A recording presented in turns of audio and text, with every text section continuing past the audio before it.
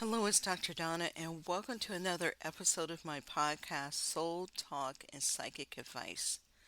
Today, we're talking about something that quietly runs in the background for so many sensitive, loving, attachment oriented people, and that is the fear that someone in your life will be persuaded to leave you, persuaded to not want you, persuaded by friends, persuaded by family, persuaded by social media, and persuaded by someone being better. And sometimes this comes up in readings. They're like, well, are their friends going to tell them not to be with me? Is this person going to say not to be with me?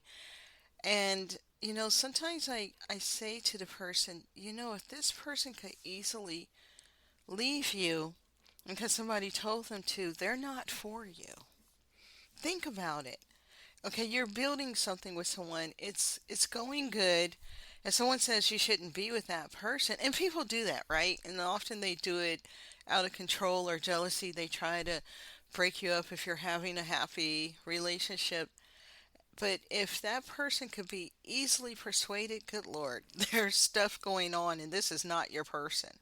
They can't be your person because they're not connecting with you. They're more concerned about outside interference. And, yet it is a common concern that people have. And we're going to talk about this. Underneath that fear is something even deeper. And that's, what if I'm not enough to hold someone's loyalty? That's really what it's about, right? And there's always that fear of you're going to lose the person. Somebody's going to tell them not to be with me. Their family, their friends. And that stress is strong for some people. They really freak out over it. They really worry. And I try to ground people and say, and I ask them, are there any signs? No, but it's still a fear. So we're going to talk about this in this episode. We're going to talk about releasing the exhausting belief that you must constantly manage influence, yours or someone else's, in order to keep someone. And you can't keep anyone anyway, right? If they want to stay, they will stay. If they want to go, they're going to go no matter what you do. You can't stop that. Nothing's going to change that. I know for women, they think that we can because we were groomed to believe that. We were groomed to be social. It's a social construct, right?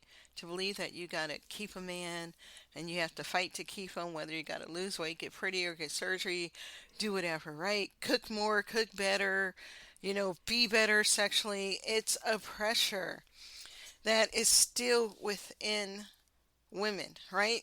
It's a social construct that still exists. But think about this. If someone can be persuaded away from you, they were already leaning towards leaving, right? And that's not rejection, that's information. Because if somebody can be influenced by someone saying, leave that person, they're just looking for signs to do it. They're looking for permission to leave. And so nobody can make anybody do anything. And I think we all know that deep down inside that you can't. And so, you can't make anybody make a decision that they don't want to make already. And so, really sit with that. And that is important to understand. Now, let's talk about the control illusion. When we worry about something being influenced, what we're really trying to do is control outcomes. Yes, we want reassurance, right? That comfort of reassurance, certainty, which certainty doesn't exist. It just doesn't. Security, feel safe in a connection, and permanence, right? People want to know that they got it right, but if you think about it, very few relationships will last the length of someone's lifespan.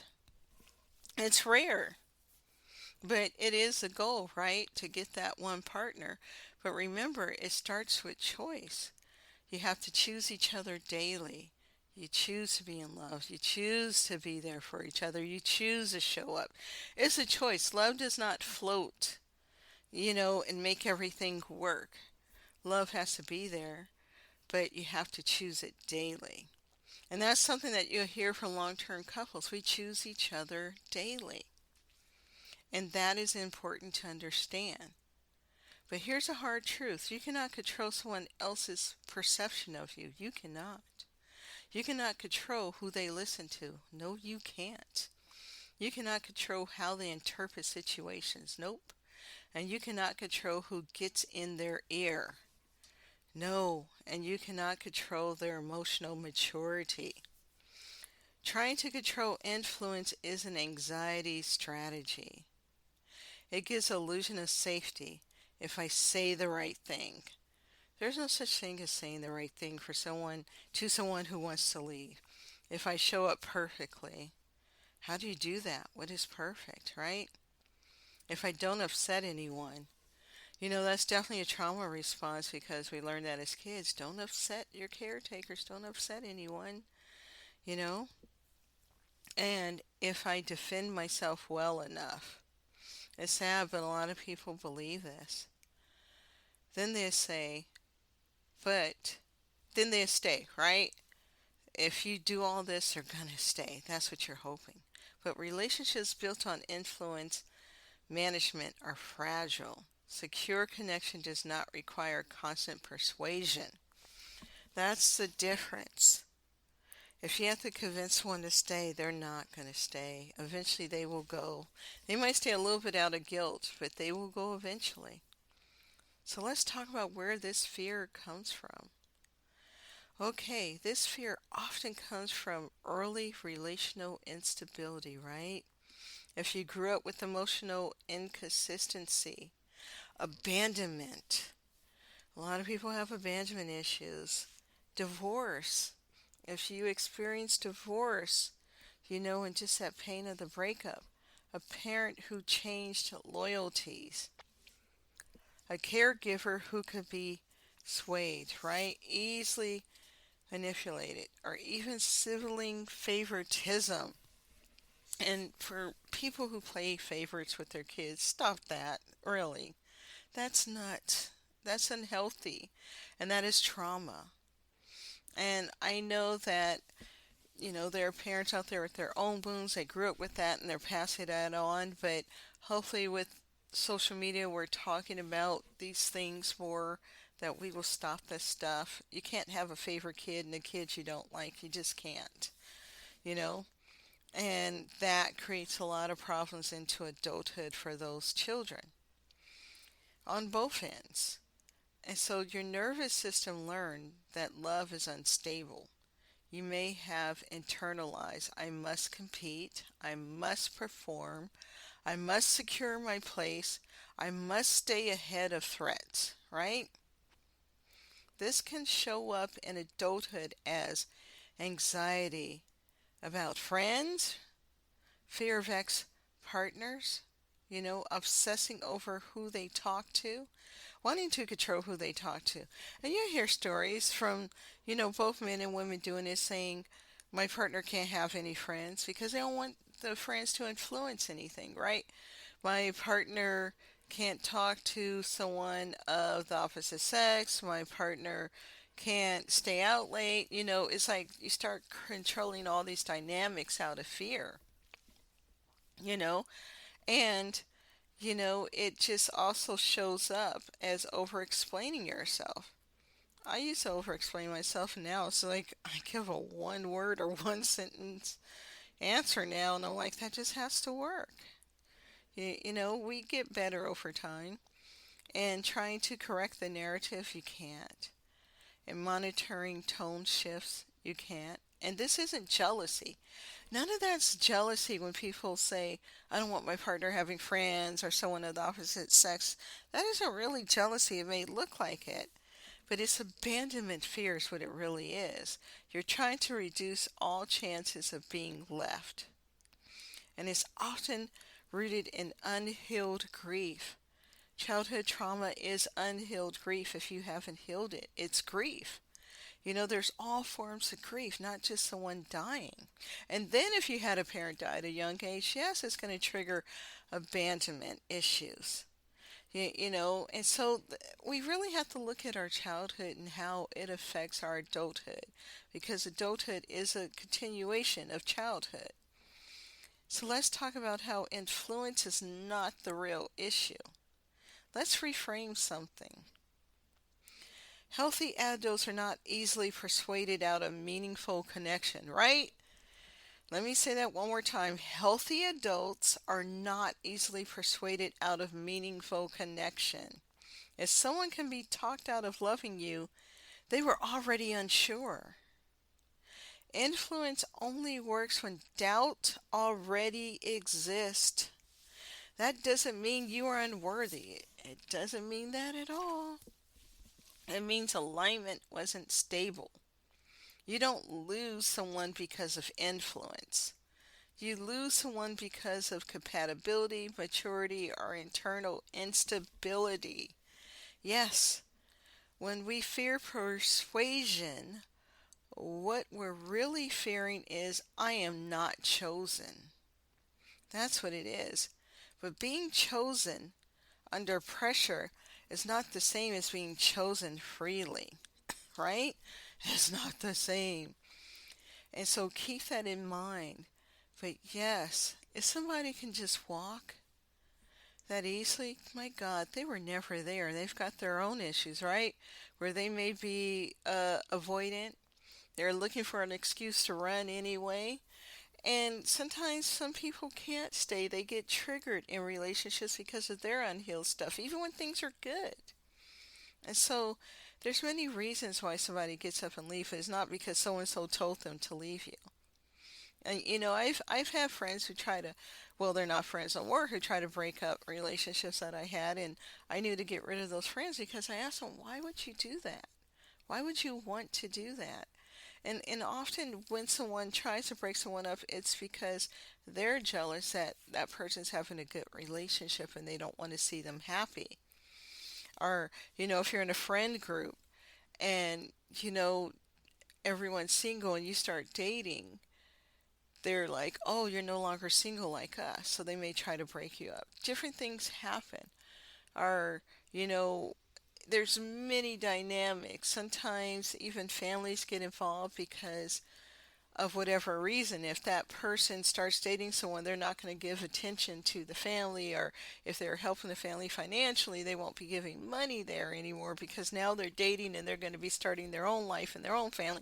There's many dynamics, but it's never as simple, as, oh, somebody told me to leave and I left. Never like that. So let's talk about the exhaustion of managing perception. Trying to manage how others see you is deeply exhausting. You start over editing your words, yes, over performing kindness, over giving reassurance, avoiding conflict, and trying to appear unbothered and controlling your reactions. And people do that. A lot of people do that in their relationships, trying to get the person to stay. All of that is nervous system dysregulation. It's hypervigilance in relational form. And ironically, that pressure can create the instability you fear, because authentic intimacy cannot grow in a performance environment. If someone only stays because you are carefully curating yourself, that is not security. That is anxiety disguised as love. Plus, you can't have alignment if you're over editing yourself or overperforming kindness. You're not being authentic. You don't have to do all these things. You shouldn't have to do all these things in a relationship. And in a relationship, there be conflicts, so it's how you manage it. Are you able to talk it out instead of having nasty arguments? But if you're just avoiding conflicts for this person to stay, that's an abandonment response, right? A trauma response. And you can't live that way forever. Eventually, your soul will get tired of it. It just will, because it's like, hey, I want to be aligned. So let's talk about, if they can be persuaded, let them be. Yes, I'm saying it. This part is strong, but it's liberating. If someone in your life can be persuaded to not want you, let them be persuaded, right? Because what you actually want is someone who cannot be talked out of you, someone whose loyalty is internally anchored. You don't want to beg someone back, because what if you have kids with them or marry them or, buy a house with them, and they could be persuaded that easy? You're going to be left with kids alone, a house payment alone, needing to divorce. And so you might as well know up front what you're dealing with. And you want someone who thinks for themselves. That is important. Not someone who is easily influenced, and someone who asks you questions directly. Someone who doesn't outsource their perception of you. Because when people start talking to their friends and stuff about their partner, they're really looking for a reason to leave. That's often what it is. They're not just venting. Okay, and they go to people who they know will probably tell them to leave, because they want that rubber stamp, right? That it's okay to go. You do not want a partner, friend, or family member whose attachment is fragile. That is not safety. That is walking on eggshells. If someone leaves because of influence, you didn't lose security, you lost illusion, right? And illusions are heavy to maintain. Think about it. And even this happens with friendships, right? And sometimes that will happen where, someone is persuaded not to talk to you, or, a group of friends that were once your friends, they go against you because of one person. You know it may hurt, but let them go, because these are not your people, and they are not stable, and they are not kind. Let's talk about grief and the fear of replacement. There's another layer. For those who have experienced deep loss, especially if you've buried someone or been left unexpectedly, the nervous system carries the imprint. Loss teaches the body connection can disappear, right? So when someone pulls back even lightly, the body reacts to it as being catastrophic, right? You may think they're changing, they're slipping away, someone is influencing them. Sometimes nothing is happening. It's your body reliving instability. Grief creates hyper-awareness. And part of healing is learning to distinguish, is this intuition, or is this old fear? Because, yeah, some people will sit there and they're like, well, I didn't hear from the person today yet. And the day's not over. They're like, are they still interested? Do they still care? Do they still love me? And who knows, they could be busy at work or have an emergency or just tired, but it could turn into something's wrong. And usually it's not that something's wrong. And because of modern technology, we think if we text somebody or call somebody, they're supposed to answer no matter what part of the day is. And what part of the day it is, right? They could be at work, they can be doing something, they can be in that mode. I have a time of the day where I do not answer any messages. I don't care if it's emergency, I will find out later, because I just wasn't getting stuff done. And so maybe people are having a moment like that. And, when we need somebody to respond right away, it's coming from something deeper. That's really what it is. So let's talk about releasing the need to influence. Right, y'all? Let's see. Think about it. Some people try to secure connection by influencing positively, right? So we're going to release that need. And so influencing in any way, good or bad, is not good, right? You can't influence somebody to stay, somebody to go, none of it. So some people try to secure connection by influencing positively, over supporting, over encouraging, being indispensable, being their therapist, being their savior, doing all the little extras in the relationship, right? Giving them no reason to want to go. But that's still influence management. True connection does not require manipulation in either direction. It does not require you to convince, sell, Yeah, you selling your worth, selling yourself, convincing them that you're worthy, or winning them. Competing, no, it shouldn't cause you to outshine or outsmart everybody else to say you're number one, you're the best thing that happened, and they should choose you and only you. Relationships are about alignment, and some people we just don't align with, even if we love them. Alignment does not require pressure. If someone needs persuasion to stay, that connection is conditional. And you deserve a voluntary love, a love that voluntarily shows up and wants to be with you. Not one where you go, oh my God, is this safe? Are they going to go? Am I going to be okay? None of that. So let's close this out. Stop worrying about who might persuade someone away from you. You're not in a competition. You're not in a courtroom. You are not on trial. You're not in a marketing campaign for your own worth. You are not, someone who has to be desperate to get someone to stay, even if you love them, right? You shouldn't have to fight for it. The right people are not persuadable, they are anchored. If someone leaves because of influence, it reveals their internal instability, not your inadequacy, right? Because you have to be internally unstable or unstable, right? To just be influenced so easily. You cannot control who stays. No, you cannot. But you can control whether you abandon yourself trying to secure them. Let people choose you freely. And if they don't, let them go freely. Because love that must be guarded constantly is not peace. And often without guidance, you are not broken. You are becoming more aware. Awareness is a beginning, right? And so think of it that way. You're becoming aware of, okay, is this person for me or not for me? And why would I be so concerned, right? Why should I be so concerned that they could be persuaded?